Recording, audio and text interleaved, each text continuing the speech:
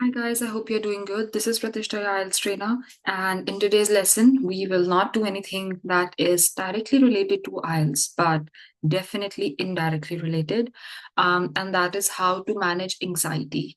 So, I think one of the most common reasons of people making mistakes in their IELTS exam is due to anxiety. So, anxiety, stress, lack of concentration, it does not seem like that big of an issue, but trust me, it is. So, with that being said, we will look at some tips on how you can relax, how you can manage anxiety. Because if you're anxious, if you are stressed out during your exam, see, the thing is that IELTS is a very focused exam, right? You have to be focused, and you will get the chance only once, and it's time bounded, right? So, considering all these things in your mind, you need to make sure that you are not stressed out because stressing out, being anxious will only make it worse, right? So, with that being said, let me share my screen and we'll take a look at different, I would say, anxiety relieving activities that you can do so that we are not stressed out that much. I would really say practice a lot because practicing mock tests and under timed conditions would really help out. I mean, I cannot even emphasize how much it will help out, but just practice mock tests and you should be good to go, right? But anyways, let me share my screen to where it is supposed to be. Here. So, introduction to IELTS exam strategy. So, we will look at how to handle anxiety and stress, right? So, in this lesson, we will understand the cause of test anxiety and how it affects performance. And it has a huge impact on performance, right? So we learn strategies to reduce anxiety before and during the test. So before you would often feel that you are feeling anxious and nervous ever since we were kids, we have felt that, right? And even during. So during the test, people feel stressed out, right? A lot. If they have missed a question, they would start panicking. But I would say key really here is to not panic. Develop techniques to stay calm and focused on exam days. So you need to develop some techniques that will let you stay calm, that would let you stay focused on the exam, and then practice relaxation exercises. So you make sure you're practicing relaxing exercises so that you're not stressed out. So, what really is test anxiety? Right? Test anxiety is a feeling of stress or fear that can interfere with your ability to perform good in the exam, right? So it's just fear that, what will happen. And I mean, everyone has felt it, right? Everyone who gives any kind of test before interviews, everyone has felt it. It's mainly because you are going to face someone or you're going to face something for the first time, right? You're not confident enough, so you are nervous, there is a difficulty concentrating, and there can also be physical symptoms to people who are like very stressed out, right? So it can be racing heart or it can be sweating, and literally I have seen people literally sweating out, right? So common causes are fear of failure, right? So you will feel stressed out if you are focusing on what the result would be, right? So just focus on giving your best. I mean, what can happen? You will just not pass on it, right? But nothing major than that. Um, so don't focus on the result as of now because it has not yet come, right? I would suggest just focus on giving your 100% so that when the result comes, even if it's not good, you would not have the guilt that I could have done this better or I could have done that better. Just give your 100% in the first time and just trust the process. Lack of preparation. Again, if you have not prepared different kinds of questions, variety of topics, you have not done it, you would feel unprepared. If you get even one single thing that's out of your area boundary, you would most probably flip out, right? Then you have time pressure. Definitely, the pressure of completing the test in time is there, right? So, again, speed reading, speed writing, listening, being able, like, be able to listen to everything, managing keywords, writing summaries, one line or maybe a few words summary. It's there, right? You need to practice all these techniques. And high expectations, you can definitely have expectations from yourself, your family members. Someone is there expecting that you will do it in the first time, which you can, which you most definitely can. It's just that you need to have some realistic expectations, right? Don't have high expectations, have realistic ones.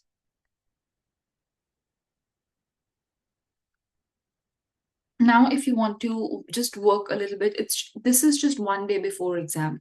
I would say prepare, right? Prepare yourself, go through your notes.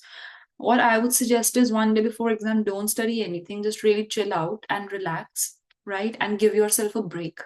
Giving break is extremely important, right? But before those days, like the weeks before, prepare thoroughly. You need to take full length mock tests, right? It's just 1 or 2 hours. So you can spare 2 hours in a day to just prepare for at least one test. Create a study plan. This is especially true, when you are trying to, it's just 1 week left and you want to be really extremely focused, right? So create a study plan for that. Practice relaxation techniques. Make sure you're relaxed. Practice relaxation, right? So practice deep breathing out. Practice a little bit of meditation, or just, even if you don't want to do it, just lie down and just listen to some good music, or just lie down, close your eyes, and that's all. Just like relax a little bit without your gadgets, without anything, and get enough sleep. So make sure you're not that much stressed out. Make sure to get sleep, right? That is important. That will help you, stay motivated, focused. It will not distract you. You will not feel sleepy or tired during the exam. Now, what to do during the exam?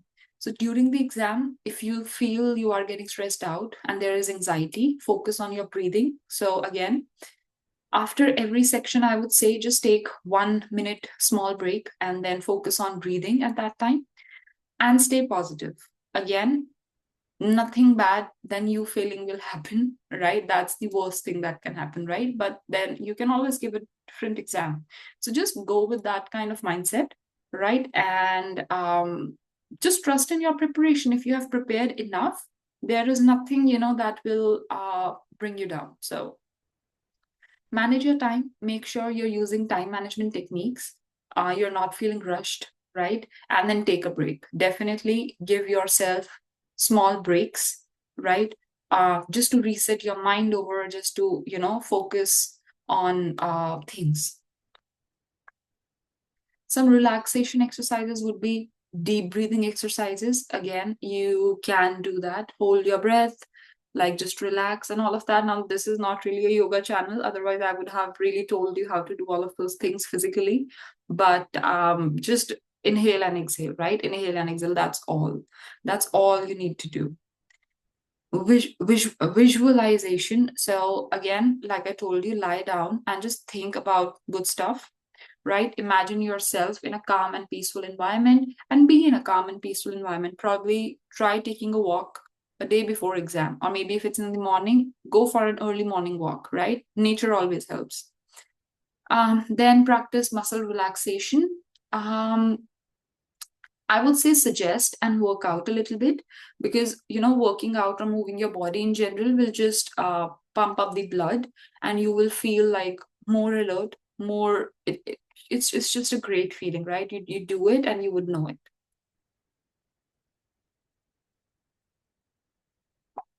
So even there are mistakes that people can do when they have to manage stress, right? So first mistake that can counteract is cramming before the exam. So don't cram stuff before, right? Because you will feel stressed out about remembering it. Simple as that. Do not overthink any questions. Do not over anything. It is what it is, right? It is very direct. It is as it is.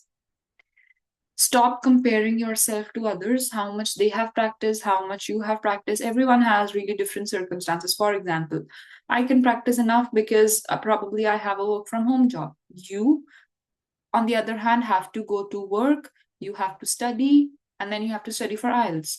So your situation is pretty different, right? You have more stress levels. I have zero stress levels, so I'm able to manage it. It's just that, right? So stop comparing, um, and stop ignoring your well-being, right? So make sure you're all relaxed. Again, relaxation is super important when giving any sort of exam. So make sure you are breathing, using breathing techniques, using a little bit of meditation techniques. If you can't, if you're not that person, I would just say go for walks in the nature. Even if you don't like it, just try and do it, right? You will see how relaxing it is just to be in nature and just looking at a few trees. It is extremely calming. Um, I would suggest practice, right? So all you need to do is just practice using all of these techniques. Even in fact, every day you can go for a little walk, start making that a habit before your exams, at least 1 week before, and you will start seeing, like, a reduction in stress and reduction in anxiety. Early morning walks are the best. Try to do that, be in nature, look at trees around you, and you will find yourself calmer, right, throughout the day. So reflect also on how well you were able to manage stress, and how was your, the whole process like. Make sure, so every person is different. For me, there are some different things that would trigger my stress, right? Mine is personally is a fear of performance, right? But then I have to tell myself, I have to sit myself down, I have to tell myself that, what is the worst that can happen? I will fail, but then I can always give the exam, later on. But then it does not stop me from giving my best, right? So I make sure that I am giving my absolute 100% best, right? Choose these strategies that would work for you. For me, what works is going for walks. um, I am not really a meditation person as such. I try, but it just does not happen. So I just love to be in nature. I love to take probably a hot shower because that, like, it releases stress, right? So do that. It works for me, right? It might not work for you, but it works for me. So again, you need to find out your trigger points and your things that would, help you relax. And then definitely take mock tests. And with that being said, I think that's pretty much it on what I can give you on my behalf about relieving stress, relieving anxiety, finding your trigger points, because, identifying these things are super important as well. Um, I mean, it is not directly related to the IELTS exam, but it is super important to manage stress because that is a part of your IELTS exam, right? It's not related to it in any ways. You don't have to give a test, or the like invigilator is not going to test you out on how stressed out you are, but it's super important that you're not stressed out, right? So with that being with that being put a lot of stress on, I would say that I would see you in the next class, basically. Yeah.